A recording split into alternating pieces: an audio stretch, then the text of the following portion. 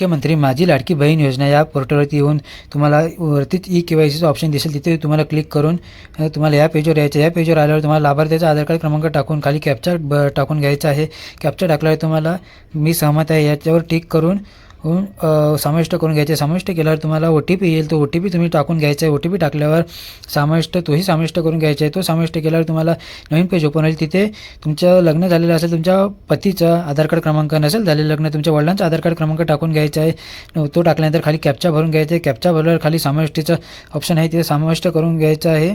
मी सहमत आहे तिथे टिकून समाविष्ट करून घ्यायचं आहे. समाविष्ट केल्यावर तुम्हाला परत OTP येईल, तो OTP तुम्ही टाकून घ्यायचा आहे. OTP टाकल्यावर पुन्हा समाविष्ट करून घ्यायचं आहे. समाविष्ट केल्यानंतर तुम्हाला नवीन पेज ओपन होईल. तिथे तुम्हाला 2 प्रश्न विचारलेले आहेत आणि तुमचा जाती प्रवर्ग विचारलेला आहे आणि तुमच्या वडिलांचा आधार कार्ड टाकला असेल तर आधार कार्ड क्रमांक टाकला असेल तर त्यांचं नाव तिथे दिसेल किंवा तुमच्या पतीचं नाव दिसेल, ते व्हेरीफाय करून घ्यायचं आहे.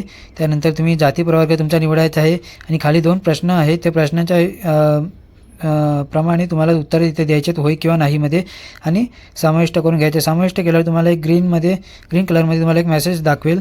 तो मेसेज सक्सेसफुल असा लिहून येईल. तिथे सक्सेसफुल आहे म्हणजे तुमची ई-के-वाय-सी झालेली आहे. तरी तुम्हाला परत चेक करायचं असेल झाले की नाही, तर मग तुम्ही पुन्हा त्या अगोदरच्या पेजवर येऊन लाभार्थ्याचा आधार कार्ड क्रमांक लिहिलेला आहे, तिथे तुम्ही आधार कार्ड क्रमांक टाकून खाली कॅप्चा टाकून घ्यायचा आहे आणि समाविष्ट करायचं आहे. समाविष्ट केल्यावर तुम्हाला एक मेसेज दाखवेल की ई-के-वाय-सी ऑलरेडी झालेली आहे. या प्रकारे बघा, आता मी तुम्हाला करून दाखवत आहे.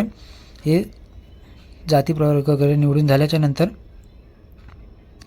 हे बघा, ते समाविष्ट केलं की इथे मला ग्रीन कलरचा मेसेज दाखवेल सक्सेसफुल झाला असं. सक्सेसफुल बघा आलं लिहून तिथे.